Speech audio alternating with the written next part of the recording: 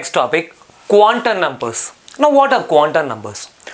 Quantum numbers are a set of 4 numbers which give complete information about an electron in an atom. So quantum numbers are a set of 4 numbers. They will give complete information about an electron in an atom. So quantum numbers are a set of 4 numbers which give complete information about an electron in an atom. Okay. Complete information means energy of an electron, orbital occupied by the electron, size and shape of the orbit, orientation of the orbital, etc. So set of 4 numbers. Quantum numbers are a set of 4 numbers which give complete information about an electron in an atom. Information means energy of an electron, orbital occupied by an electron, size and shape of the orbit and orbital, and orientation of the orbital. These informations can be gathered from quantum numbers. And the 4 quantum numbers are principal quantum number represented by n, second quantum number azimuthal quantum number represented by L. Azimuthal quantum number is also known as subsidiary quantum number. Azimuthal quantum number is also known as subsidiary quantum number. Third one, magnetic quantum number represented by ML. Fourth quantum number, that is spin quantum number, represented by S. So quantum numbers are set of 4 numbers which give complete information about an electron in an atom. Information means energy of the electron, orbital in which that electron is occupied, and size and shape of the orbital, then orientation of the orbital. Okay, everything can be gathered from quantum numbers. And the 4 important quantum numbers are principal quantum number represented by N, azimuthal quantum number represented by L, magnetic quantum number represented by ML, spin quantum number represented by S. So I'll start with first quantum number, principal quantum number. Principal quantum number is represented by N. Now principal quantum number gives these 4 ideas about an electron. Principal quantum number gives 4 ideas about an electron. Now according to quantum mechanical model, that is model proposed by Schrödinger and Heisenberg, according to this model, atom consists of a nucleus in the 3-dimensional space, and electrons are usually seen around the nucleus in some region, right? Those regions are known as orbitals. So according to quantum mechanical model, atom consists of a nucleus in the 3-dimensional space, and around the nucleus there are some regions where there is probability to find an electron. Those regions are known as orbital. We know that according to quantum mechanical model, atom consists of a nucleus in 3-dimensional space. Okay, so let this be 3-dimensional. In board is actually 2-dimensional, so let us consider this as 3-dimensional. So here there is a small nucleus in the 3-dimensional space, and around the nucleus there are some regions where there is probability to find an electron is maximum. Those regions are known as orbital. Okay, let this be the orbital. Here there is probability of finding electron is maximum. Let this be the orbital. Okay, so according to quantum mechanical model, atom consists of a small nucleus in the 3-dimensional space. Okay, 3-dimensional space, and around the nucleus in 3-dimensional, around the nucleus where there is maximum probability to find an electron, those regions are known as orbital. So let this be the orbital. Okay, now principal quantum number gives the shell in which this electron is present, the shell or orbit. According to Bohr model, the shell in which electron is present. Okay, principal quantum number gives the shell in which the electron is present, or orbit, orbit. According to Bohr model, in which orbit that electron belongs. So it gives the shell or orbit in which electron is present. So principal quantum number gives the shell in which electron is present. I think it's clear. According to new model, quantum mechanical model or wave mechanical model proposed by Heisenberg and Schrödinger, atom consists of a nucleus in the 3-dimensional space, and around the nucleus there is some region where there is probability to find an electron. Those regions are known as orbital. So let us draw the 3-dimensional space. Let this be the 3-dimensional space. In board we can draw only 2-dimensional, but we can consider it as a 3-dimensional. So there is a small nucleus, and these are the region where there is probability to find an electron is maximum. Those regions are known as orbital. Orbital.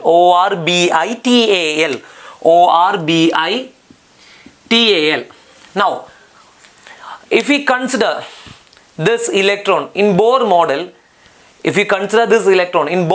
this electron belongs to, if we draw orbits in Bohr model, electrons are present, electrons are rotate in the Orbits, right? Electron rotate around the nucleus in orbits. Now if we consider this electron in Bohr model, that electron belongs to which orbit? First, second orbit. So principal quantum number gives the orbit in which that electron, according to Bohr model, in which orbit is that electron belongs. So it gives the orbit in which electron is present. I think it's clear. Now, if we know the orbit, for example, if electron is present in n is equal to 1, that is K shell. If electron is present n is equal to 2, M shell. If electron is present n is equal to 3, L shell. If electron is present n is equal to 4, M shell. Okay, sorry, K L M N. Sorry. Right. Third shell n is equal to 3, fourth shell n is equal to 4. Right. So principal quantum number can have value 1, 2, 3, 4, etc. N is equal to 1, K shell. N is equal to 2, L shell. N is equal to 3, M shell. N is equal to 4, N shell. K, L, M, N. Okay. Now if we know the shell in which electron is present, we can easily calculate the average distance of the electron from the nucleus. Here, electron is present in this orbit, so you can easily calculate the radius or distance of that electron. Okay, the electron is present in this orbital, this orbital is near to this orbit, right? This orbital is near to this orbit. So we can, if electron is present in this orbit, we can easily calculate the distance of that electron from the nucleus. That is radius. We know that Bohr proposed an equation to calculate radius. What is radius? Radius is calculated using this equation, 52.9 n square by z picometer. I think you remember this equation. By using this equation, you can easily calculate the radius of that electron from the nucleus. Bohr already derived an equation to calculate radius. Rn is equal to 52.9 n square by z picometer. So second one is, if you know principal quantum number, if you know the orbit in which electron is present, you can easily calculate the distance of the electron from the nucleus. Now it gives the energy of the electron in an orbit where electron belongs. Now it gives the, here electron is present in n is equal to 2, so energy is E2. So we can easily calculate the energy of that electron. Bohr also proposed another equation to calculate energy. What is the equation to calculate energy? En is equal to minus 2.18 into 10 raised to minus 18 Ez square by n square joules per atom. Right. So substituting value of n, here n value is 2, electron is present in second shell, so substitute the value of n here, you can easily calculate the energy. So principal quantum number actually gives the shell in which electron is present. If you know the shell in which electron is present, you can easily calculate the radius using this equation, and you can easily calculate energy of that electron using this equation. 1, 2, 3. I think 3 points are clear. Fourth point, it gives the angular momentum in an orbit. It gives the angular momentum. What is angular momentum? Momentum due to rotation. Momentum due to rotation. So if you know principal quantum number, we can easily calculate angular momentum. Already we have studied this equation. mvr is equal to nh by 2 pi. N can have value 1, 2, 3, etc. N is equal to 1, 2, 3, etc. So these are the 4 uses of principal quantum number. So what are the uses of principal quantum number? According to quantum mechanical new model, atom means a small nucleus in 3-dimensional space, and electrons are seen around the nucleus in certain region. Those regions are known as orbital. Okay, in Bohr we can only draw 2-dimensional, so let this be the nucleus, 3-dimensional nucleus, and these are the orbital. Now principal quantum number relate this model with Bohr model. In Bohr model, this orbital belongs to which orbit? That is given by principal quantum number. In Bohr model, this electron is present in which orbit? According to new concept, electron is present in orbital. Okay, region around the nucleus where there is maximum probability to find an electron. Those regions are known as orbital. According to new concept, principal quantum number relate new model with Bohr model. According to Bohr model, that electron is present in which orbit? That is given by principal quantum number. N can have value 1, 2, 3, 4, etc. Now if you know the orbit in which electron is present, you can easily calculate radius by using this equation. And if you know the electron in which orbit in which electron is present, you can easily calculate the energy of that electron by using this equation, minus 2.18 into 10 raised to minus 18 is the square by n square joules per atom. And finally, you can calculate orbit angular momentum. Angular momentum possessed by an electron when it rotates in an orbit. Orbit angular momentum. Orbit angular momentum, mvr is equal to nh by 2 pi. These are the ideas, or these are the advantages of principal quantum number. I think it's clear. Principal quantum number can have value 1, 2, 3, 4, etc. Moving on to next quantum number, that is azimuthal quantum number. It is also known as a subsidiary quantum number. Azimuthal quantum number or subsidiary quantum number. Now it gives the subshell in which electron is present. Now you should remember, you should always keep in this mind, electrons are present in shell. Inside shell there are subshells. Inside subshell they are orbitals. Okay. Shell, subshell, orbital. So electrons are present in shell. Inside shell there are subshell. Inside subshell there are orbital. Now shells are given by, shells or orbits. Orbits are given by principal quantum number. And subshell, inside shell or orbit there are subshells. Subshell is given by azimuthal quantum number. It gives a subshell in which electron is present. There are 4 subshell. You know that S, P, D and F. There are 4 subshell. So inside shell there are subshell. So azimuthal quantum number gives the electron, the subshell in which electron is present. The subshell in which electron is present. Azimuthal quantum number gives the subshell in which electron is present. Principal quantum number gives the shell in which electron is present, and azimuthal quantum number, inside shell there are subshell. Azimuthal quantum number gives the subshell in which electron is present. Now it gives the energy of the subshell. It gives the energy of the subshell.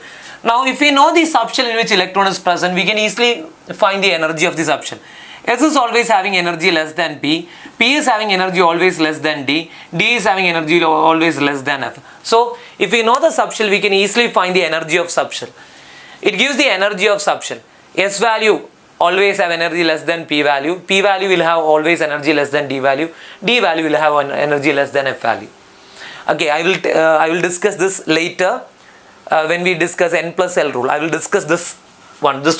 It gives the energy of subshell. If we know azimuthal quantum number, it gives the energy of the subshell. I will discuss this later when we take N plus L rule. Okay. Now it gives the shape of the orbital. Azimuthal quantum number gives the shape of the orbital. I think you know that for S orbit S, the shape is spherical. For P it is dumbbell. For D it is double dumbbell. Okay, I think you know that. Anyway, if you don't know, I will teach that later. Okay, later I will teach that. Okay. So this quantum number, that is azimuthal quantum number, will give the shape of the orbital. S orbit shape is dumbbell, P double dumbbell, P dumbbell, D double dumbbell, F quadrumble. Okay, anyway, I will teach it later. So it gives the shape of the orbital and it gives the orbital angular momentum. Orbital angular momentum is mvr is equal to root of L into L plus 1 by h by 2 pi. L is azimuthal quantum number. So it gives the orbital angular momentum, and orbital angular momentum is calculated using this equation, root of L into L plus 1 into h by 2 pi. This is the equation to calculate orbital angular momentum. So these are the importance of azimuthal quantum number. Azimuthal quantum number gives the subshell. Inside shell there are subshells. So azimuthal quantum number gives the subshell in which electron is present. Now if we know the subshell, we can easily calculate the energy of subshell. So with azimuthal quantum number, we can calculate the energy of subshell. Always S is having lower energy than P, P is having lower energy than D, D is having lower energy than F. I will teach this later. Keep this in mind. Okay, I will teach this in later when we discuss N plus L rule. Now it gives the azimuthal quantum number gives the shapes of the orbital. S orbital spherical shape, P orbital dumbbell shape, D orbital double dumbbell shape. Okay, by knowing the L value, we can easily find the shapes of the orbitals. I will teach that later. Last one, it will give the orbital angular momentum. It will give the orbital angular momentum. Orbital angular momentum is calculated using this equation, root of L into L plus 1 into h by 2 pi. Now last one, L can have value 0 to n minus 1. L can have value 0 to n minus 1. That I will explain. Please listen carefully. Now if n value is equal to 1, n value equal to 1 means electron is present in which shell? K shell. For K shell, how many subshells are there? what is L value? L value is equal to 0 to n minus 1. For K shell, how many subshells are there? 0 to n minus 1. That is 0 to 1 minus 1, 0. So for L subshell, there is only, for L shell, there is only one subshell. L is equal to 0. L is equal to 0. Only one subshell. Now when n value is equal to 2, n value means 2 means which shell? K, L shell. For L shell, there are two subshell. N can have value 0, 0 to n minus 1. That is 0 and 2 minus 1. That is 1. So there are two subshells. Now n is equal to 3. For n is equal to 3, K, L, M shell. L value can have value. L can have value 0 to n minus 1. 0 to 3 minus 1, 2. 0, 1, 2. There are three subshells. Now, if n value is equal to 4, that is n shell, there are, L can have value 0 to 4 minus 1. 4 minus 1, 3. 0, 1, 2, 3. There are 4 subshells. Okay, so L value is calculated from n value. L is equal to 0 to n minus 1. If n value is equal to 1, L can have value only one value, 0. 0 to 1 minus 1, 0. If n is equal to 2, L can have value 0 to n minus 1. 2 minus 1, 1. So 0 and 1. Now n is equal to 3. 0 to n minus 1, 3 minus 1, 2. So 0 to 3. 0 to 2. 3 minus 1, 2. 0 to 2. 0, 1, 2. If n is equal to 4, 0 to n minus 1, 4 minus 1, 3. 0 to 3. That is 0, 1, 2, 3. Now, L value 0 means, each show electron is present in S subshell. If L value is equal to 1 means, each show electron is present in P subshell. If L value 2 means, electron is present in D subshell. If L value is equal to 3, electron is present in F subshell. Okay, n value is equal to 1, L value is equal to 0, S subshell, L value is equal to 1, P subshell, L value is equal to 2, D subshell, L value is equal to 3, F subshell. Now, I think it's clear. I'm rubbing this part. Okay, now, for n is equal to 1, L value is 0 to n minus 1. For n is equal to 1, that is for K shell, L value is 0 to 1 minus 1, 0. There is only one value. So K shall contain only one subshell, that is yes. So that's why we are writing this subshell as 1s. We are writing this, the L value is 0. N value 1, L value is 0 to 1 minus 1, that is only one value, 0. 0 value means it is S, right? So for K shell there is only one subshell. This is K shell. K shell there is only one subshell, that is 1s. Now for n is equal to 2, that is L shell. L value can have L is equal to 0 and 1, right? L is equal to 0, 2 minus 1 is 1. 0 and 1. 0 and 1 means, 0 means it is 0 indicate yes. So this is 2s and this is 2p because this is n value is 2. So this 0 means 2s. 0 means L value 0 means it is s. So 2s and L value is equal to 1 means p. So 2p. I think it's clear. Now moving on to third. If n value is equal to 3,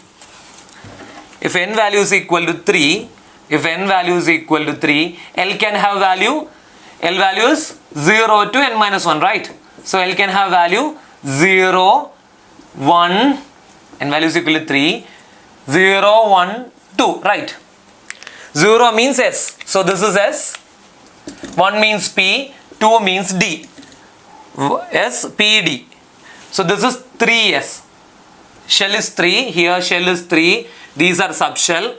So 3S, 3P, 3D. Main shell is 3. So 3S, 3P, 3D. Now these are subshell. Okay, these are subshells. Subshells in third shell. In third shell, these are subshell. Inside shell, there are subshell. For third shell, these are subshell. I think it's clear. Now, last example. Please listen carefully. If n value is equal to 4, L can have value 0, 1, 2, 3. Right? 0 means S, 1 means P, 2 means D, 3 means F. So it is 4S, fourth shell. This subshell is present in fourth shell. So 4s, 4p, 4d, 4f. This is shell and these are subshells in fourth shell. I think it's clear. Moving on to third quantum number, that is magnetic quantum number. Magnetic quantum number. It is represented by ml.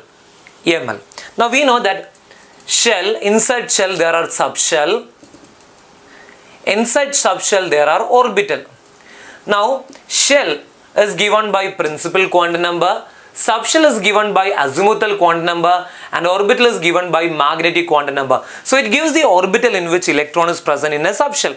So in shell there are subshell, in subshell there are orbital, and electron is present in orbital. So inside shell there are subshell, inside subshell there are orbital, and inside orbital electrons are present, right? So principal quantum number gives the shell in which electron is present, azimuthal number gives the subshell. Inside shell there are subshell. So a subshell is given by azimuthal, and inside subshell there are orbitals. Okay, and orbital is given by magnetic quantum number. So magnetic quantum number gives the orbital in which electron is present in a subshell. And it also gives the orientation of electron. From the orientation we are getting shapes. For example, s electron always orient in a spherical manner. When a magnetic field is applied, S electron always orient in a spherical manner. That's why we are saying that S is having spherical shape. I think you know that.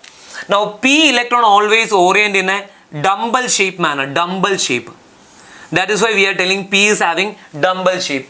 D electron always orient in double dumbbell shape. That is why we are saying D electrons are having double dumbbell shape. So when an external magnetic field is applied, to an electron in an orbital, when an external magnetic field is applied to an electron, that electron will orient in different direction. Okay, so this quantum number gives the orientation of electron in space. This quantum number gives the orientation of electron in space when an external magnetic field is applied. So when an external magnetic field is applied to S electron, it will orient in a spherical manner. When an external magnetic field is applied, P electron move in dumbbell shape, D double dumbbell shape. So this quantum number gives the orientation of electron in space. Now this quantum number tells about the Zeeman effect, splitting of spectral line in the presence of magnetic field. So this quantum number gives the idea about Zeeman effect, splitting of spectral line in the presence of magnetic field. So by using this quantum number we can explain Zeeman effect also. Actually magnetic quantum number is given by Zeeman. He is the one who explained magnetic quantum number. So by using this quantum number we can explain Zeeman effect also. I think it's clear. These are the importance of magnetic quantum number. Now ML, magnetic quantum number is calculated using this equation. ML is equal to minus L to plus L. Magnetic quantum number is calculated using this equation. ML is equal to minus L to plus L. I'll explain by writing example. So I'm rubbing this part. I think this part is clear. It gives the orientation of electron in space. It gives the orbital in which electron is present. It tells about splitting of spectral line in the presence of magnetic field. That is Zeeman effect. Now ML, magnetic quantum number is calculated using this formula. ML is equal to minus L to plus L. I'll explain that part. Minus M is, please listen. ML is equal to minus L to plus L. ML is equal to minus L to plus L. For example, for N is equal to 1, L value is equal to 0. So ML value equal to N is equal to 1, L value is equal to, how to calculate L value? L is equal to 0 to N minus 1, right? So L value is equal to 0, so ML value is equal to minus L to plus L. 0 is only, there is only one 0, so 0. There is no minus 0 plus 0, only 0. So ML is having only one value. Now, when N is equal to 2, L can have value 2 is 2, L can have value 0 to 2 minus 1, 1. So you will get 0 and L value 1. For L value 0, ML value is 0. For L value 1, ML value is minus 1, 0, plus 1, because it is minus L to plus L. So here L value is 1, so it is minus 1 to plus 1. Minus 1, 0, plus 1. Minus 1 to plus 1. Minus 1, 0, plus 1. Now, n is equal to 3. L can have value. N is equal to 3. L can have value 0. L is equal to 1. And L is equal to 2. 0 to n minus 1. 0 to 3 minus 1 is 2. 0, L is equal to 0. L is equal to 1. L is equal to 2. 3 values are there. So their ML values are, for L is equal to 0, there is only one value. ML value 0. For L is equal to 1, there are 3 values, minus 1, 0, plus 1. Now L is equal to 2, ML value is minus 2, minus 1, 0, plus 1, plus 5. Sorry, plus 2. So for L is equal to 2, ML values are minus 2, minus 1, 0, plus 1, plus 2, right? So here there is only one value. Okay, actually this is oneness. Oneness having only one orbital. Now n value 2 means this is 2s and this is 2p. 2s is having only one orbital and 2p is having 3 orbital. Minus 1, 0, plus 1. So 3 orbital. You know that p is having always 3 orbital. So ML value give the orbital. So there are 3 orbital for 2p. Now n is equal to 3. You will get 0. That is 3s. L is equal to 1. 3p. L value 1 means p. 3p. L value 2 means 3d. For 3s there is only one orbital. 3p there are 3 orbital. Minus 1, 0, plus 1. And for L is equal to 3, that is 3d, there are 5 orbital. For d there are 5 orbital. You know that, right? For d there are 5 orbital. So these values give the orbital in which electron is present. I think it's clear. Okay. So moving on to next one, that is spin quantum number. I think everything is clear. Moving on to next quantum number, that is spin quantum number represented by S. Now, electron usually show 2 spins. Clockwise spin, electron usually spin in 2 direction, either in clockwise direction or anti-clockwise. Electron spin in 2 direction. Electron usually spins in 2 direction, either clockwise or anti-clockwise. Either clockwise or anti-clockwise. Okay. So spin quantum number gives the spin orientation of electron. It gives the spin orientation of electron. Electron usually spin in 2 direction, either clockwise direction. It will spin in clockwise direction or it will spin in anti-clockwise direction. Clockwise direction or anti-clockwise direction. So spin quantum number gives the orientation of electron. Clockwise, anti-clockwise or counterclockwise. Anti-clockwise or counterclockwise. Clockwise direction. For clockwise direction, S value is, okay, usually clockwise directions are represented by like this and anti-clockwise directions are represented by this. Usually we represent electron like this and this, right? These two representations are given for electron. Clockwise are always represented like this and anti-clockwise are represented like this. For clockwise, spin quantum number is having plus half, anti-clockwise spin quantum number is minus half. S can have only 2 values. Spin quantum number can have only 2 values, plus half and minus half. Plus half means clockwise. Orientation in clockwise direction is plus half. And orientation in counterclockwise or anti-clockwise is represented by minus half. S is equal to minus half means anti-clockwise. S can have only 2 values, plus half or minus half. So it gives the spin orientation of electron. It also gives spin angular momentum. This spin quantum number also give spin angular momentum, and the equation to calculate spin angular momentum is root of S into S plus 1. S means spin quantum number. Root of S into S plus 1 h by 2 pi. So these are the uses of spin quantum number. I think everything is clear. So these are quantum numbers. These are sets of 4 numbers which give complete information about an electron.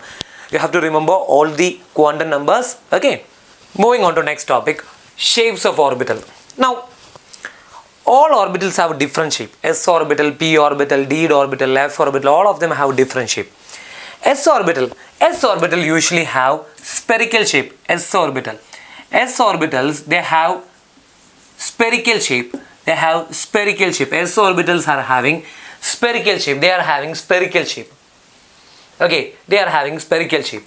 S orbital, they usually have spherical shape. Whether it's 1s, 2s, 3s, any orbital, they have spherical shape. Now in the case of p orbital, so s orbitals are having spherical shape. Now p orbitals, they possess dumbbell shape. They have dumbbell shape. Now there are three types of p orbital. Now we know that ml value of p is -1, 0, +1. This indicates three orbitals. 1, 2, 3. S orbital ml value is 0. So it means there is only one orbital. But in the case of p orbital, there are ml values -1, 0, +1. There are three values, so three orbital. Those orbitals are px, py, pz. Now px orbital means, if you consider, let this be x and this be y. If dumbbell shape is present in x axis, then this orbital is known as px orbital.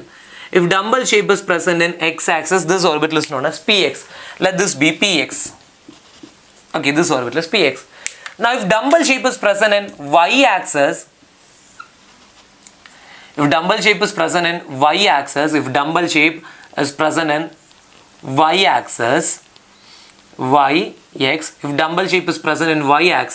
then this, okay, let this be py orbital. So let this be py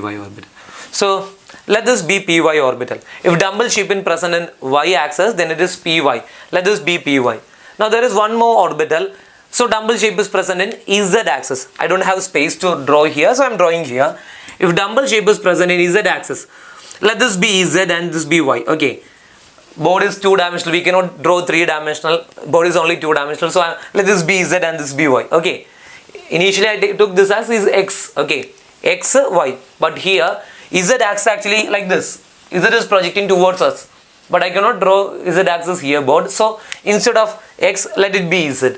Now if dumbbell shape is present in z axis, then it is known as pz orbital. So this is p orbital, pz orbital. So p usually have three orbital, px, py, pz.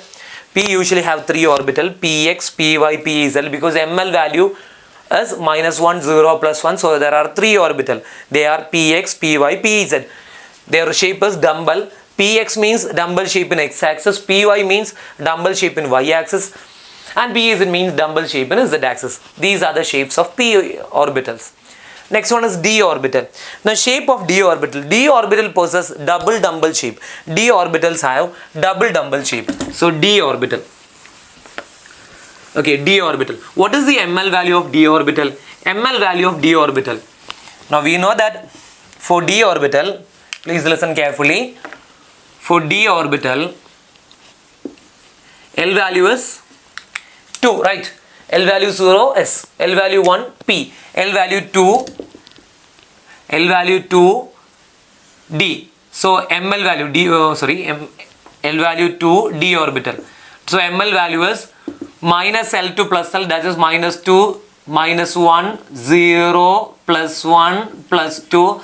So 5 orbitals are there for D. Those 5 orbitals are named as, they have double dumbbell shape. So d orbitals are having double dumbbell shape, and they are 5 orbitals are, let this be x and let this be y. Okay, now one more axis there is z axis, but I cannot draw that z axis in the board. Now if double dumbbell shape is present between the axis of x and y, then this is known as dxy orbital. Double dumbbell, one dumbbell, again one more dumbbell, double dumbbell. Now double dumbbell is present between x and y axis, then that orbital is known as dxy orbital. Now if double dumbbell is present,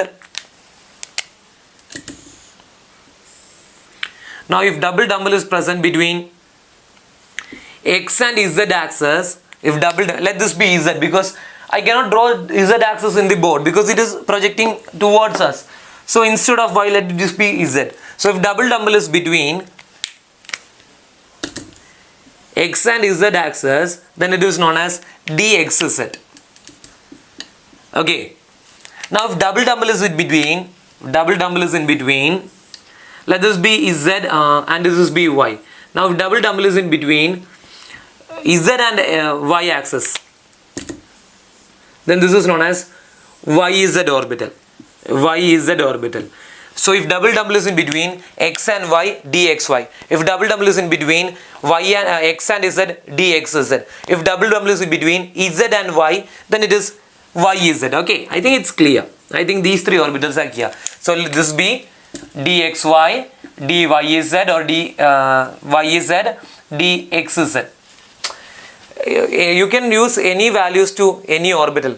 -2 can be written as, if you want, you can write dxy or dyz, dyxz. Anything can be written there. Okay, it is not important. -2 is always dxy. It is not important. You can write any orbital. Instead of dxy, you can write, if you want, you can write yz. Orbital can be changed. Okay, it is not important that always -2 is dxy, -1 is dyz. That is not important. You can write any orbital there. So if I am writing dxy here, dzy, dxz. Okay, it's my option. I can write any orbital there. Now two more orbitals are there.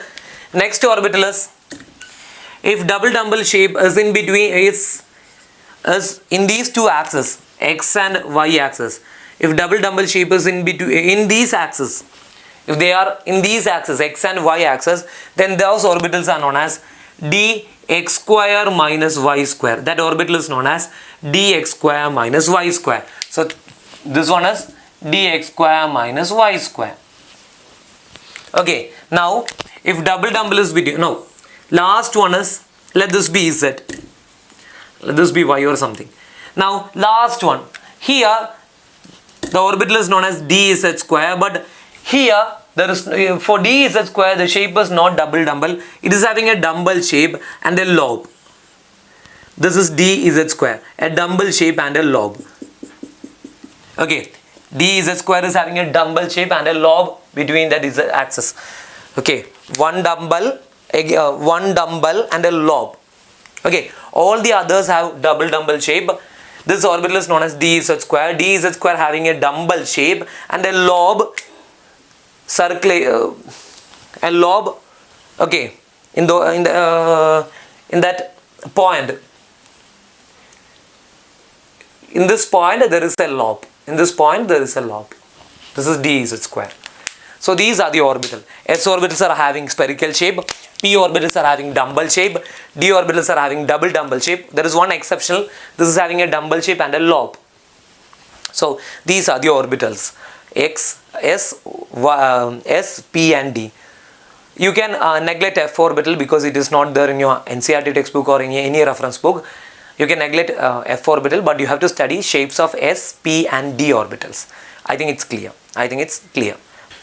Moving on to next topic, that is knots. Now what are knots?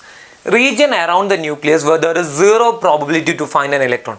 So region where there is maximum probability to find an electrons are known as orbitals, and region around the nucleus where there is zero probability to find an electron. So region around the nucleus where there is zero probability to find an electron, those regions are known as knots. Okay.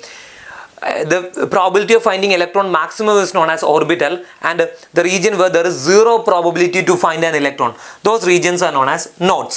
Now there are two types of knots. They are radial node and angular node. Radial nodes are also known as spherical node. Radial nodes are also known as spherical nodes. Radial nodes are also known as spherical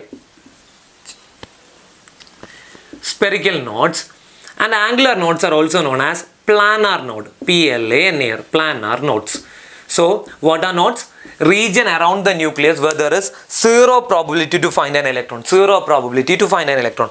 Region around the nucleus where there is zero probability to find an electron are known as nodes. Now there are two types of nodes, radial nodes and angular nodes. Now radial node is calculated using this formula, n minus L minus 1. N principal quantum number, L azimuthal quantum number, and minus 1. N minus L minus 1. This is the formula to calculate radial node, or it is also known as spherical node. And angular node or planar node is calculated using this formula L. This is the equation to calculate angular node or planar node. I'll explain this with an example. Okay, consider, first we can consider radial nodes. Radial nodes. Now consider oneness orbital. Now oneness orbital, n value 1, L value 0 for S. N value is 1. The front value is n value. Orbit is 1. First orbit. S value. L value is S for S. L value is 0. Minus 1. So 1 minus 0 minus 1. That is equal to 0. So oneness orbital is having 0 node. There are no nodes for oneness. This is oneness orbital. Okay. This is nucleus and this is oneness orbital. Now in the case of 2s orbital, n value, this is n value. Front value is n value. N value 2. S value, S means L value. L value of S is 0. 2 minus 0 minus 1, so 1. So number of radial node is 1. So for 2s, okay, for 2s there is one node. There is one node. This is 1s and this is 2s. Now between 2s and 1s there is one node. This is known as radial node.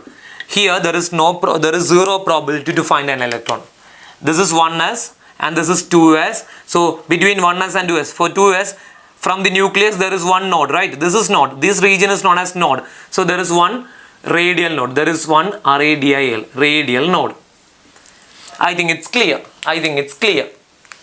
Now for 3s, n value, front value is n value is equal to 3. L value for S is 0. So 3 minus 0 minus 1, that is 2. Radial node is 2. So this is 1s. This is 2s. And this is 3s, right?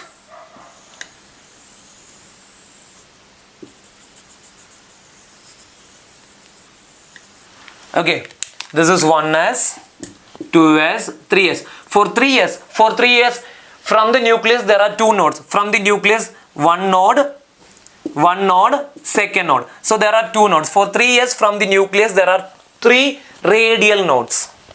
Okay, so these are nodes. The radial nodes means from the nucleus, as the distance increases, where the region where there is zero probability to find an electron, that are radial nodes. For 1s, there are no radial nodes.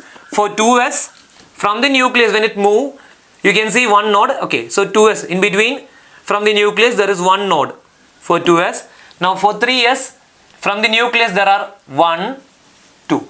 Two radial nodes are there. I think it's clear. This is the equation to calculate radial nodes.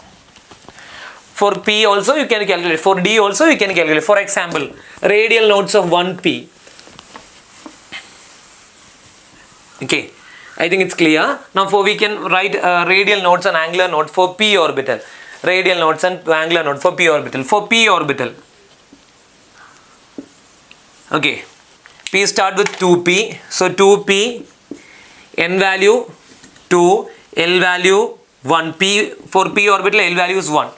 S is 0, L value for P is 1. So n minus L minus 1, that is 2 minus 1 minus 1 is equal to 0. For radial node for 2p is 0. Radial node for 3p, 3 minus L value 1 itself. For P, L value is 1. So 3 minus 1 minus 1 is equal to 1. So there is one node for 3p. Now for 4p, n value is 4, L value 1. For P, L value is equal to 1. So 4 minus 1 minus n minus L minus 1, which is equal to 2. So there are two nodes for P. So by using this equation we can calculate radial node.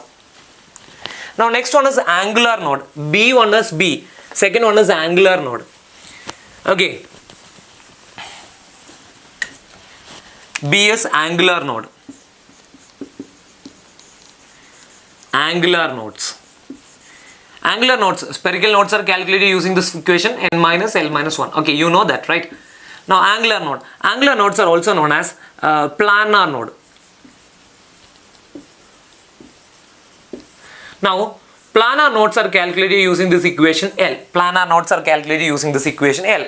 Now for S orbital, L value is equal to 0. Whether it's 1s, 2s, 3s, 4s, 5s, any S orbital, L value is 0. So angular nodes for s orbital.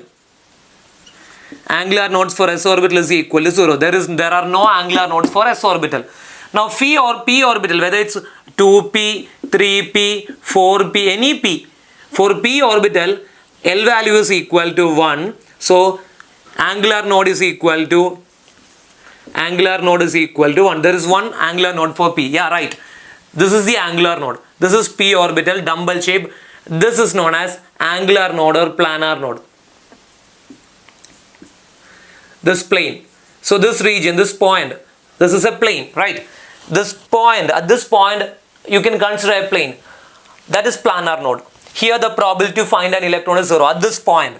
Here there is probability to find an electron is, these are maximum, but here in this point, it's a plane. In this point, probability to find an electron is 0. That is known as planar node or angular node. So p orbital, whether it's 2p, 3p, 4p, any p, angular node value is equal to 1. There is only one angular node. Now for d orbital, L value is equal to 2. So angular nodes is equal to 2. Where you can consider any d. Let us consider dxy. What is dxy? This is dxy. 1. This is dxy. How many planar nodes are there? Here you can consider two plane. You can consider one plane like this, one plane like this, and another plane like this. So there are two planar node for two angular node or planar node for d orbital. The angular node is calculated using this L value. I think it's clear. Now, what is the equation calculate total nodes? What is total nodes? Total nodes mean angular nodes plus planar nodes. Angular nodes plus planar nodes. Total nodes means radial nodes plus radial. Radial nodes, they are also known as spherical nodes, plus angular node. ANGULA, angular nodes. Radial node is calculated using this formula n minus L minus 1 plus angular node is calculated using the formula L. So this minus L and plus L will cancel each other. Total nodes n minus 1. So if in question, if they asked to calculate total nodes, this is the equation n minus 1. That's enough. Okay. If they asked to calculate total nodes, n minus 1 is the equation. Radial node plus angular node. N minus L minus 1 plus L. L cancel each other, n minus 1. This is the equation to calculate total nodes. I think it's clear. So moving on to next topic, probability distribution curve. Now if we plot a graph between psi square and radius, for orbital, we can predict the graph from the nodes itself. If we know the value, or if we know the equation to calculate radial nodes, we can plot a graph between psi square and radius. Now for oneness, what is the equation to calculate radial node? Radial node is calculated using the equation n minus L minus 1. Now for oneness, n value is 1, L value is 0. So 1 minus 1 minus 1, 1 minus 0 minus 1, you will get 0. So for oneness, 0 radial node. So now we plot a graph for psi square and radius for oneness orbital. You can see a graph like this. The graph will be like this. Okay. That is, this indicate that electron density is maximum near the nucleus, and as the distance moves, electron density decreases. That means at this boundary, electron density is minimum. Okay. Electron density is minimum for oneness. Now for 2s, equation is 2 minus 0 minus 1. There is one node. So for 2s orbital, if we plot a graph between psi square and radius for 2s, the graph is like this. Why we are getting a graph like this? For 2s, we know that for 2s there is one node. Okay, there is one node. This is 2s, right? This is 2s. So as distance increases, Electron density is maximum near the nucleus. Electron density is maximum near the nucleus. And from distance, when the distance from the nucleus increases, electron density decreases, slightly decreases, and it will reach a zero. At this point, it will reach a zero. Now this is node. This is radial node. Here there is no electron. So this is radial node, right? This is radial node. Here there is no electron. Here there is no electron. This is radial node. Now again, electron density increases, and then at this point electron density decreases. Electron density increases, then again electron density decreases. This is the graph of 2s orbital. Now you can predict the graph of 3s. What is 3s? 3s is like this. There are two nodes, right? Two nodes. So you can expect the graph like this. How will be 3s? The graph of 3s, when we plot psi square against r for 3s, first electron density is maximum near the nucleus, again it will become 0, again increases, again it will become 0, again increases. Okay, this is the graph for 3s, because from the nucleus, near the nucleus, electron density is maximum. When the distance increases, electron density decreases, and it will reach 0 at this point. Here there is no electron density. So till here there is no electron density. Again electron density increases maximum, and it will reaches to 0. At this point again electron density is minimum. Again here there is no electron, here there is no electron. Again electron density increases, and it will reach a maximum, and again decreases. Okay, this is probability distribution curve, radial probability distribution curve for s orbitals. I think it's clear. You have to study this graph. You should know this graph. Okay, that's enough. Moving on to next topic, electron filling principle. Electron filling principles. Moving on to next topic, electron filling principles. Moving on to next topic, electron filling principles. So moving on to next topic, that is electron filling principles. Now here in this topic, we are going to study 4 rules. First one is the N plus L rule. Second one is the Aufbau principle. Third one is the Hund's rule. And fourth rule is Pauli's exclusion principle. So electron filling principles. Okay, Hund's rule. First we are going to study N plus L rule, then Aufbau principle, then Hund's rule, Pauli's exclusion principle. I'll start with N plus L rule. What is N plus L rule? According to N plus L rule, orbital which have the least value of N and N plus L will have low energy. Will have the lowest energy. So according to N plus L rule, orbitals which have the least value for N plus L, for N plus L will have low energy. Okay, now if two orbitals have same N plus L value, then the orbital having high N value will have higher energy. I'll explain. So consider 1s orbital, 2s orbital, 3s orbital. Okay, 1s, 2s, 3s, 3p, 2p. Okay, then 4s, 4p, 4d, 3d, 4f. Consider these orbital. 1s, 2s, 2p, 3s, 3p, 3d, 4s, 4p, 4d. Consider these orbital. Now which is having lowest energy? So that energy can be calculated. Lowest energy orbital can be calculated from N plus L value. N, L and N plus L value. Now I'll start with first orbit, that is first orbit, ORBIT, orbital. Okay, first orbital 1s. Now for 1s, N value is 1 and L value is 0. 1s, N value 1, L value. S means L value 0. N plus L is 1. N plus L 1. Now for 2s, N value 2. For S value, for S, L value is equal to 0. So 2 plus 0, 2. Now for 2p, N value 2, L value. For p orbital, L value is 1. 2 plus 1 is equal to 3. Now from these 3, we can say that 1s is having energy less than that of 2s. 2s is having energy less than 2p, because according to N plus L rule, orbital which have the least value for N plus L, least value for N plus L will have the low energy. So from these 3, 1s is having N plus L value 1, 2s is having N plus L value 2, 2p is having N plus L value 3. So 1 is less than 2, 2 is less than 3. So energy of 1s will be low. Okay, which have the least value for n plus will have the low energy. So 1s is having, from these three, 1s is having lowest energy. So 1s, energy of 1s less than 2s less than 2p. Now, if you consider 3s, 3 plus 0, s value is 0. So 3 plus 0, 3. Now, if both the orbitals have same n plus value, here 2p and 3s, 2p and 3s have same n plus l value. Now, if two orbitals have same n plus l value, then the orbital having high n value will have higher energy.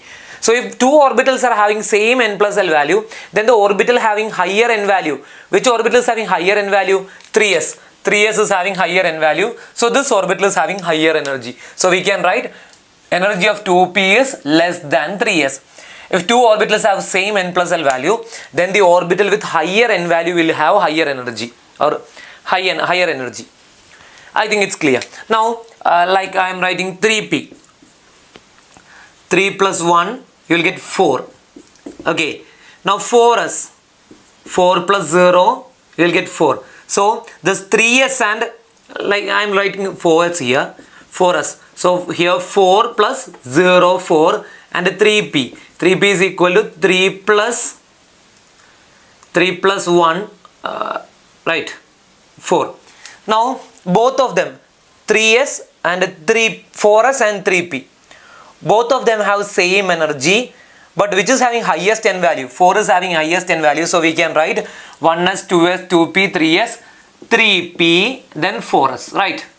Because both of them, they have same n plus l value, but n value is maximum for greater for 4s. So after 3p, then 4s. So energy of orbital can be determined by n plus l value. I think it's clear. So according to n plus l rule, orbital which have least value for n plus l will have low energy. Okay. Now, if two orbitals are having same energy, then the orbital having higher n value will have higher energy. So, we can predict the energy of orbitals if we know n plus l value. This is the first rule, n plus l rule. This rule is used to predict or find the energy of orbitals. I think it's clear. To find the order of energy of orbitals. So, I think it's clear. Moving on to next rule, that is Aufbau principle. Aufbau principle. Next rule is Aufbau principle. Now what is Aufbau principle? Next rule is Aufbau principle.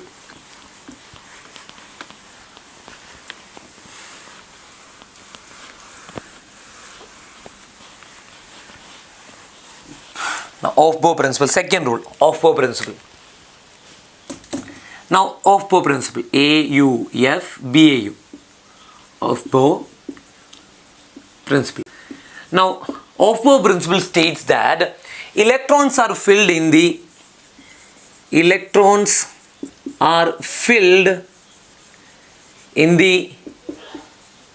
increasing order of energy of orbital. Energy of orbitals.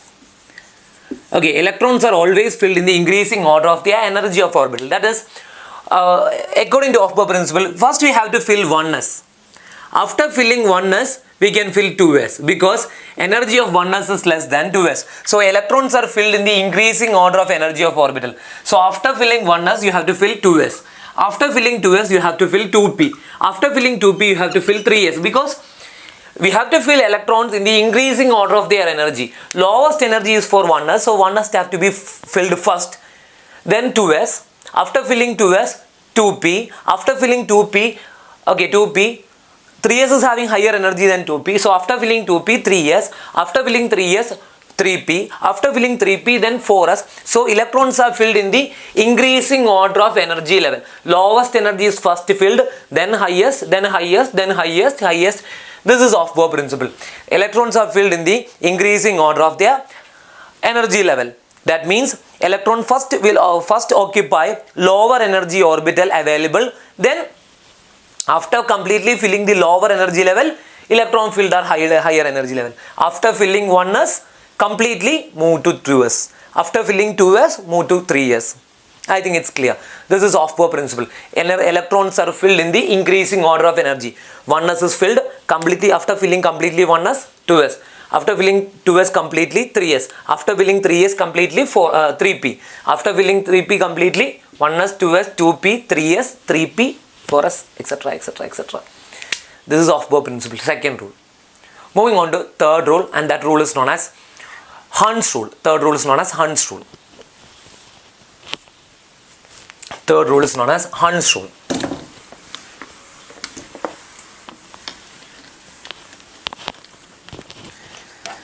Third rule is known as Hund's rule. Hunds. Hund's rule. Okay, sometimes this is pronounced as Hund's rule. It's also pronounced as Hund's rule. Hund's rule or Hund's rule. Okay. According to Hund's rule, according to this rule, pairing of electrons according to this rule, pairing of electron in the orbital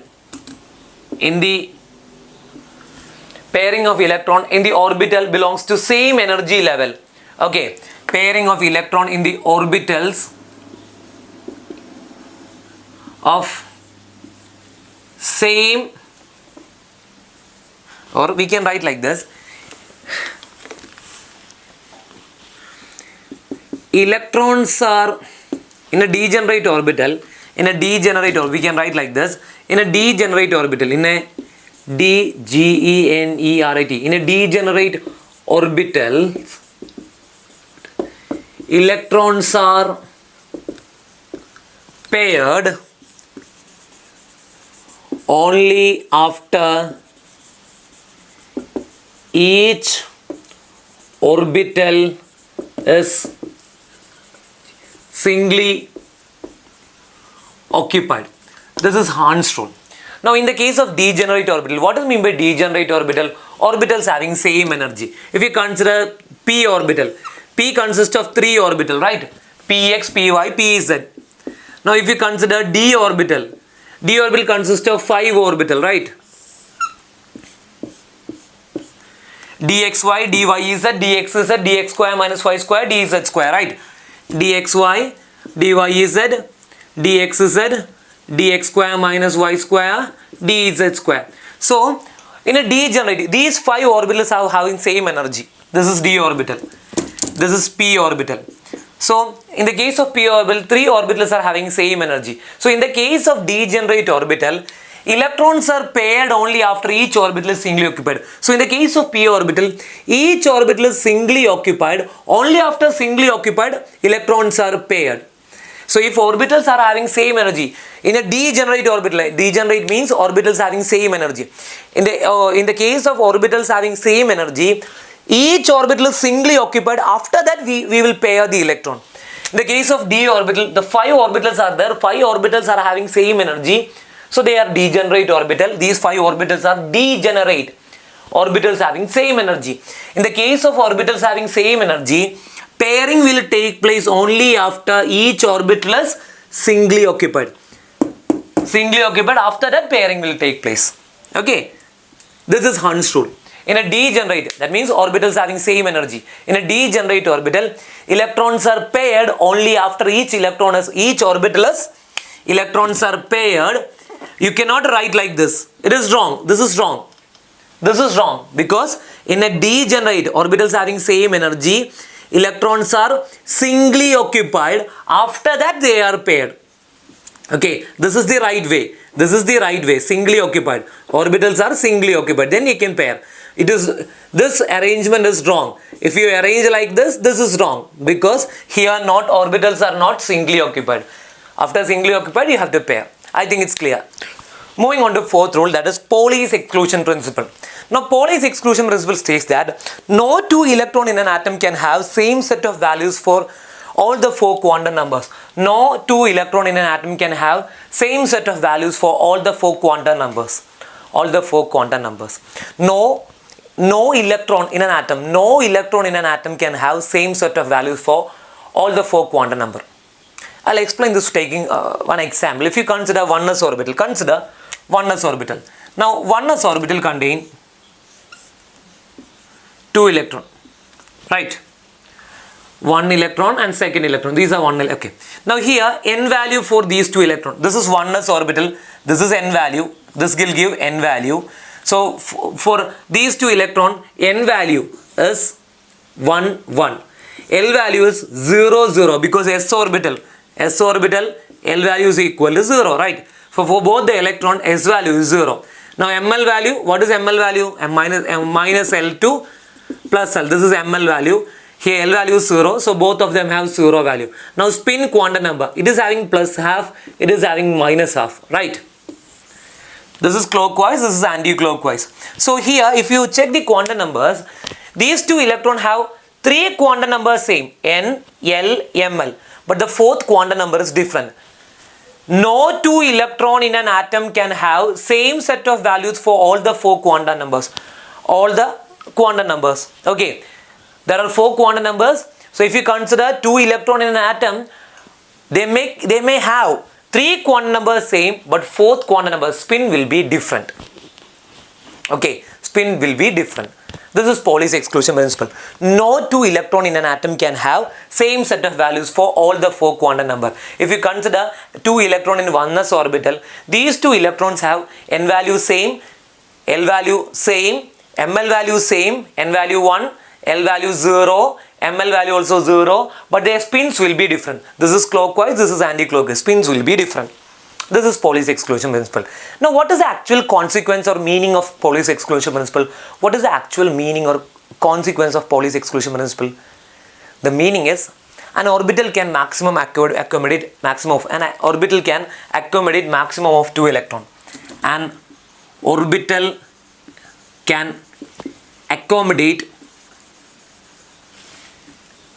accommodate maximum of 2 electrons. That means an orbital we can place only 2 electrons in an orbital. Okay. 1s we will place 2 electrons, right? 2s we will place 2 electrons. Now in the case of 2p there are 3 orbitals. Here 2 electron, here 2 electron, here 2 electron. So in an orbital we usually place 2 electrons because that is due to Pauli's exclusion principle. No 2 electron in an atom can have same set of values for all the 4 quantum number. That means an orbital can only place 2 electrons. Now if there is third electron, if we place one more electron in this orbital, what happened? The third electron will be similar to first electron, so it will have same set of values like first electron. All the 4 quantum numbers for third electron will be same as that of first electron because both of them are clockwise. It is not possible. That means an orbital can accommodate maximum of 2 electron. An orbital can accommodate maximum of 2 electron. This is Pauli's exclusion principle. I think it's clear. Now we can write the electronic configuration of some of the elements. Okay, I'll start with the hydrogen. So I'm going to fill electrons in some of the elements by obeying these rules. By obeying these rules, I'm going to fill electrons in some of the elements. I'll start with hydrogen. Now hydrogen contain only one electron. I'll start with hydrogen. Hydrogen contain only one electron. So according to Aufbau principle, orbitals having lower energy is filled with which is having lowest energy. 1s having lowest energy, 1s. So 1s 1. Now helium, 2 electron configuration, 1s 2. An orbital can maximum accommodate 2 electrons. Pauli's exclusion principle. According to Pauli's exclusion principle, we are placing 2 electrons. So these 2 electrons are placed here. Now in the case of lithium, 3 electron. So 1s, 1 electron, second electron. An orbital can place maximum of 2 electrons. Now the third electron should be placed in the second orbital, that is 2s orbital.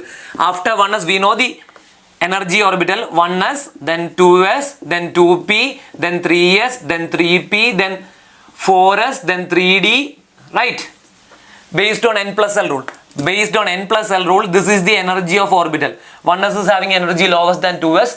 2s is having energy lower than 2p. 2p is having energy lower than 3s. 3s is having energy lower than 3p. 3p is having energy lower than 4s. 4s is having energy lower than 3d, etc., etc., etc. Okay. Now in the case of beryllium, atomic number 4, configuration 1s2, right? A 2s can maximum accommodate 2 electron. 2s2. Now, next one is boron, atomic number 5. Configuration 1s, 2 electron, 2s, 2 electron. So it's filled. 2 electrons are filled. Now next is after 2s, 2p. Now 2p contain 3 orbital, right? P contain 3 orbital. There is only one remaining. 2, 2, 4. One more electron we have to place here. I think it's clear. Now carbon, atomic number 6. Configuration 1s, 2 electron, 2s, 2 electron. Okay. Okay, I'll write carbon here. Okay, carbon here. 1s, 2 electron, 2s, 2 electron. Now 2p. P orbital means 3 orbitals are there. For P there are 3 orbitals. Px, Py, Pz. 3 orbital. Okay, we have to place 1, 1. Why 1, 1? According to Hund's rule, same energy orbital, degenerate orbitals are singly occupied. After that we have to pair. So 2, 2, 3, 4. That is 2, 4, 6. Right? Now nitrogen, atomic number 7. 1s, 2. Now in the case of oxygen, atomic number 8. Configuration 1s2, 2s2, 2p. According to Pauli's exclusion principle, you have to first arrange 1 electron each. 1, 2, 3. Then the 4th electron. 2, 4, 5, 6, 7, 8. Now fluorine, atomic number 9. Configuration 1s2, 2s2, 2p, 1, 2, 3, 4, 5. 2, 4, 5, 6, 7, 8, 9. Now next is neon, atomic number 10. Configuration 1s2, 2s2, 2p, 1, 2, 3, 4, 5, 6. 2, 4, 5, 6, 7, 8, 9, 10. Okay, I think it's clear till here. Now next one is neon. Next is sodium, atomic number 11. 1s2, 2s2, 2p, 1, 2, 3, 4, 5, 6. And next is 3s. After filling 2p, next is 3s. 2p, 3x. So 2, 4, 5, 6, 7, 8, 9, 10, 11. 1 electron. 3s contain 1 electron. Now next is magnesium, atomic number 12. Configuration 1s2, 2s2, 2p, 1, 2, 3, 4, 5, 6, and 3s, 1, 2. 2, 4, 5, 6, 7, 8, 9, 10, 11, 12. Okay, now 3s is filled. Next orbital is 3p. So for aluminum, atomic number 13. Configuration 1s2, 2s2, 2p6, 1, 2, 3, 4, 5, 6. Next is 3s. So 2, 4, 5, 6, 7, 8, 9, 10, 11, 12. Now 13th electron is placed in 3p orbital, 3p1. Okay, now next is aluminum, next is silicon, atomic number 14. Configuration 1s2, 2s2, 2p6, 1, 2, 3. Then paired 4, 5, 6, 3s, 2 electron, and 3p, 1 electron each. 1, 1. 2, 4, 5, 6, 7, 8, 9, 10, 11, 12, 13, 14. 14 electron. Now phosphorus, atomic number 15. 15 electron. 1, 2, 1s2, 2s2, 2p6. So 2, 4, 5, 6, 7, 8, 9, 10. 3s2, 12. Now 3p, 1, 2, 1 electron each. 15 electrons are there. You can count down. Okay, count the electrons. So 15 electrons are there. Now next is sulfur. Atomic number sulfur, atomic number 16. 1s2, 2s2, 2p6, 3s2 and 3p. Next is 3p. 1, 2, 3, sorry, 1, 2, 3, 4. You can count the electron 2, 4, 5, 6, 7, 8, 9, 10, 11, 12, 13, 14, 15, 16. Okay. These arrangement are, we are arranging electron by obeying all rules. N plus L rule, Aufbau principle, Hund's rule, Pauli's exclusion principle.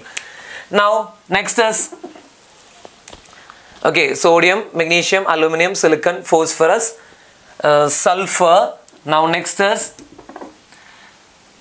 chlorine, atomic number 17. 1s2, 2s2, 2p6, 1, 2, 3, 4, 5, 6, 3s2, right, and 3p. I'm writing 3p here. I don't have space here. So 3p, 1, 2, 3, 4, 5.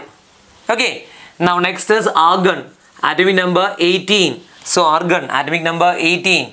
So configuration 1s2, 2s2, 2p, 1, 2, 3, 4, 5, 6, 2p6.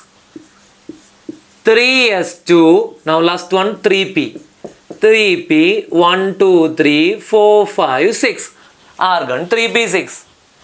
I think it's clear. Next one is potassium, after argon, potassium, atomic number 19. You can tell me the configuration. 1s2, 2s2, 2p6, 1, 2, 3, 4, 5, 6, 3s2, 3p6, okay, 3p6,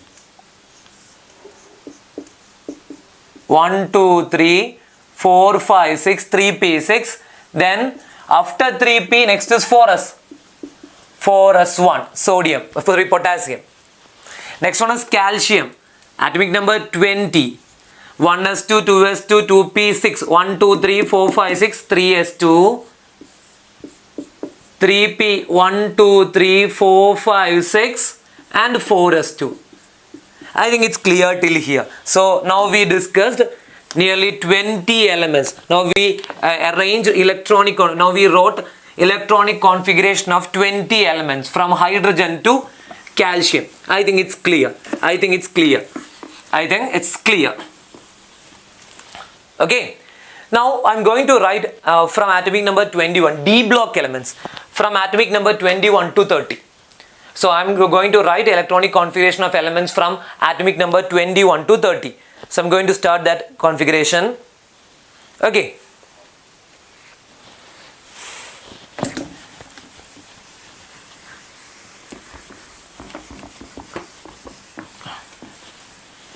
Now, atomic number 21, it's scandium. Configuration 1s2, 2s2, 2p6, 2, 3, 4, 5, 6, 2p6, 3s2, 3p6, to 1, 2, 3, 4, 5, 6, 4s2. And next is 3d, right? 3d1. 2, 4, 6, 8, 10, 2, 4, 10, 12, 18, 20, 21. Okay. Now there is one more thing. You have to remember this. Okay. Always 4s is having energy less than 3d. 4s is having energy less than 3d. That's why first we filled 4s, then we filled 3d. But when one electron is accommodated in 3d, then the energy of 3d will be less than 4s. Actually, energy of 4s is less than 3d. 3d is having higher energy than 4s. But when we place one electron in 3d, the energy of 3d will be less than 4s. 4s is having energy less than 3d. But when we place one electron in 3d, the energy of 3d will become lower than 4s. So we can write like this. 1s2, 2s2, 2p6, 3s2, 3p6, 4s2. Now next is 3d. But when we place 1 electron in 3D, the energy of 3D will be lower than 4s, so we can write 3D here. Okay, 3D, 1. I think it's clear. Okay, now instead of these configuration,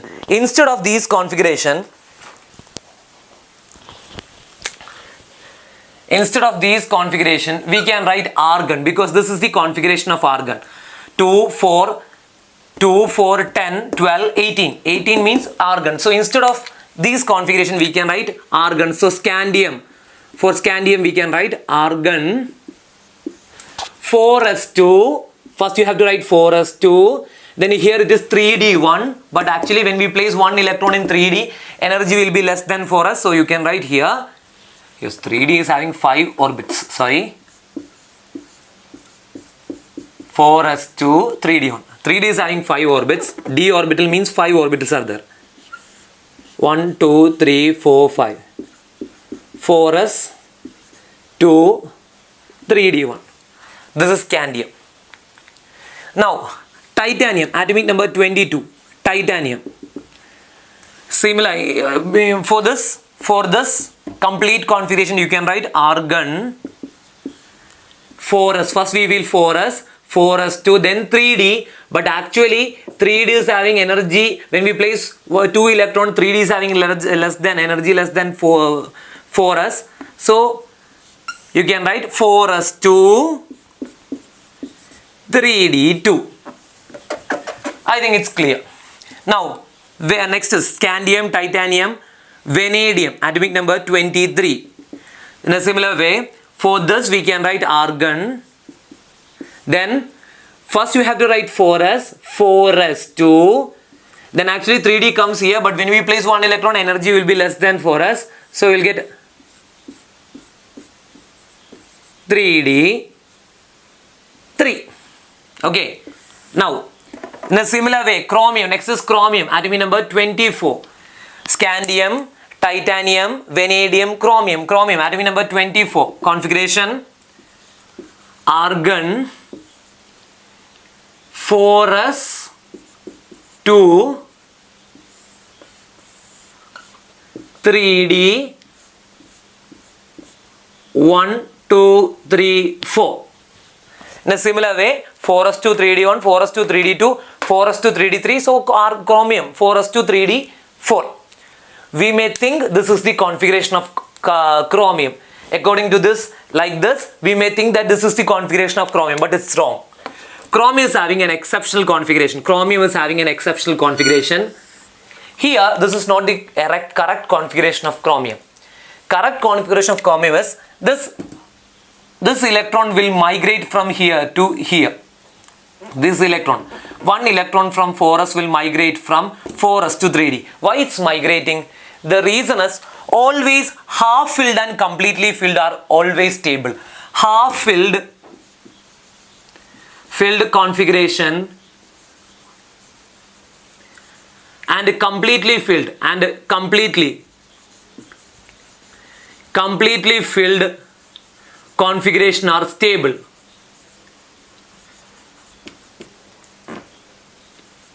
Half filled and completely filled configuration are stable. Now d orbital, maximum electron placed in d orbitals are 10, right? 1 2 3 4 5 6 7 8 9 10. Maximum electron that can be accommodated in d orbital is 10, and maximum electron that is accommodated in 4s orbital is s orbital is 2, right? Always completely filled and half filled. Half filled means d can accommodate maximum of 10 electrons. So half filled means 5 electron.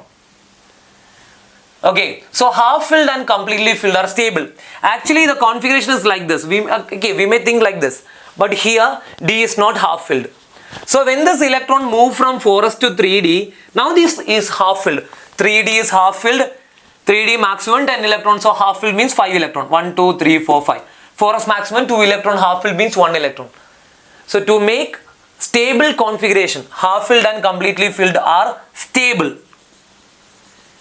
Half filled configuration and completely filled configuration are stable. So to make stable configuration, this electron will migrate to this side, this 3d. So the chromium is having an exceptional configuration. I think it's clear. Now next is Next is manganese. Manganese atomic number 25. Configuration argon 4s2, argon 4s2, 18, 19, 20, 21, 22, 23, 24, 25, 3d5. Argon 4s2, 3d5. Next is iron, atomic number 26.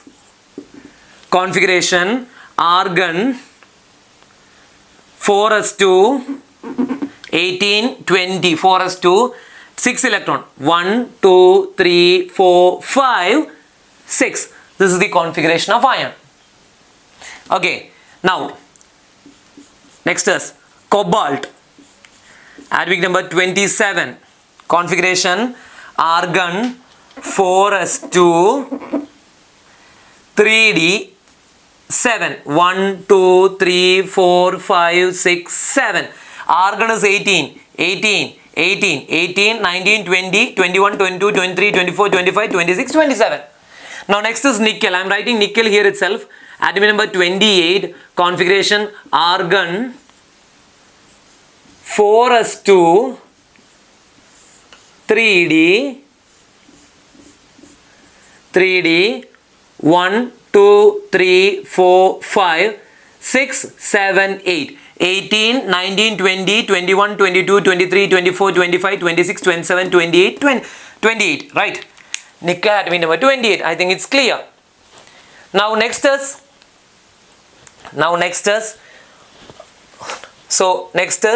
copper. Next is copper. So according to copper, atomic number 29. Similar way, you can arrange like this. Argon 18 electron, right? Argon 18 electron. Now 4s 2 electron and 3d 1, 2, 3, 4, 5. 3d 1, 2, 3, 4, 5, 6, 7, 8, 9.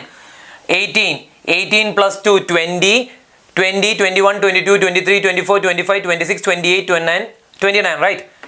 18, 19, 20, 21, 22, 23, 24, 25, 26, 27, 28, 29. Now, but this is not the exact configuration of copper. Copper is also having an exceptional configuration.